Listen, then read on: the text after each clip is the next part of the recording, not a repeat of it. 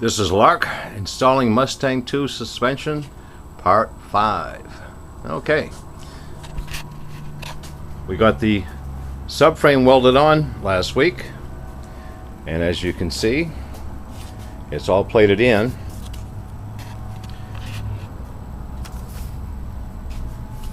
We come up with a different way than what was suggested. If you look here, this point was, as according to the instruction, was to be cut back here, but the frame flared out. You can see my hand here. It flared out, which allowed the new frame to slide in, and it captured it inside about an inch, which was much better for support. I asked around about this, and the welder himself said that'd be the best way to do it. So there's the plates that are welded on. We'll back up here a little bit.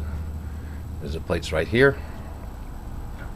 Okay, and they go back under here. Didn't put any plates on the bottoms or on the top because it seemed very, very secure, and looks like we'll be okay. I had an issue with the lower control arms. As you can see, a reference point here, I guess it'll show up in the video here. See a little Allen wrench, and there's a line scribed through the shock mount hole. There's a plumb bob hanging from that. If you look at the string coming down, you see this off to the left towards the front of the car on the lower control arm. Now, talking to the alignment shop, they said they could adjust for that. I guess they can. It's off quite a bit. Looking at it, it's off about an inch. And setting the spring in there, the spring is going to be offset from top to bottom. So what I'm going to have to do is the attachment points in here. There's a bushing here, and there's a bushing here, support bushing in the middle, a spacer, and there's none here. So this bushing, I'm going to have to cut, take a piece out, move it towards the front, which will locate the whole control arm more forward. There's a little bit of a clearance issue here on the long tube headers with this nut. I thought I was going to have to flatten out that pipe a little bit, but I think once I move it forward, maybe just a slight indentation. Yeah, there was no instructions at all with this kit, nothing at all, and I had to search the web and try to find out with other kits information that would help installing this. I don't know of anybody doing this in this area, so I didn't really have anybody to call on.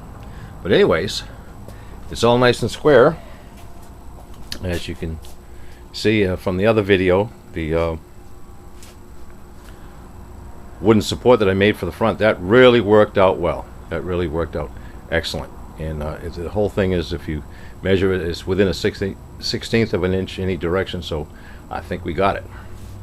And here's a close-up of the long tube header.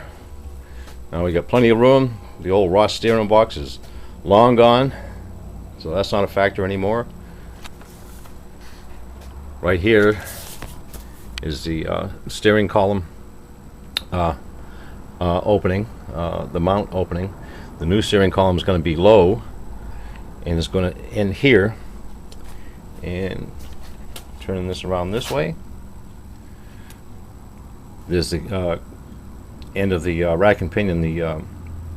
This steering shaft mount comes here, and it looks like we can get by with just 2 universals. Might be a little bit tight on these pipes here, so we'll have to kind of watch that, but I think we can sneak that in there.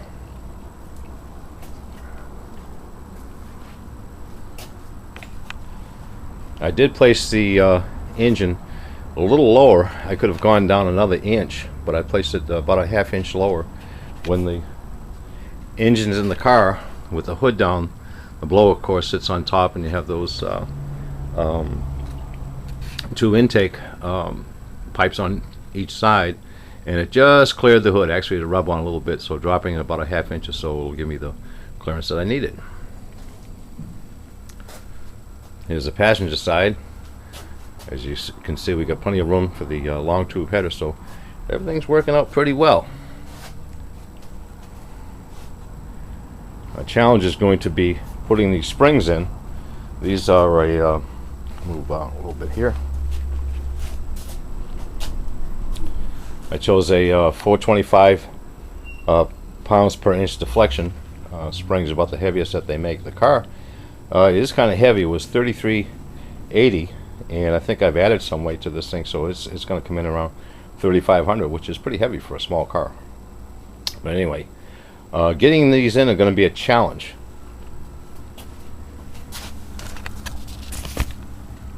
The spring itself is a small diameter, you know, compared to like we'll say a Chevy or a Ford.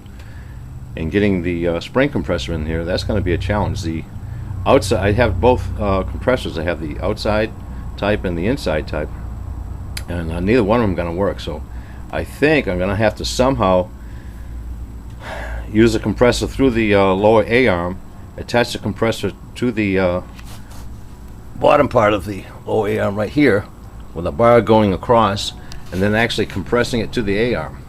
I can't think of any other way. If anybody can, please send me a message or something like that, because I can't think any other way. And of course, springs have a lot of potential energy stored up in them when they're compressed, so that's safety is a big factor here too. So, okay, so that's how the progress is going. Kind of excited here. It looks like things are coming together. And oh, many thanks to Al's Mobile Welding here in St. Pete. Came down, did a fantastic job, gave me an excellent price.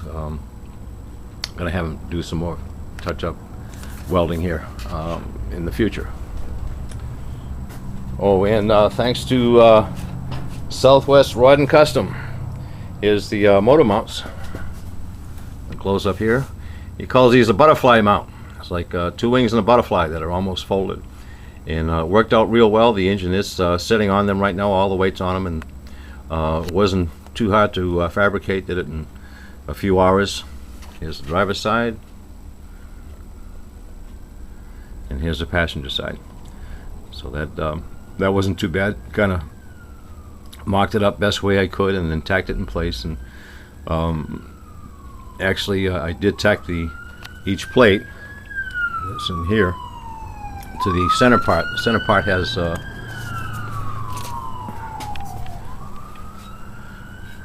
short length of pipe. I don't think you can see it, but it's hard to weld inside there. So what I did is I tacked it, pulled it off, and then tipped upside down and finish welded it. So it's should be good and strong. Okay, well, thanks for watching, and we'll keep you in tune. Bye bye.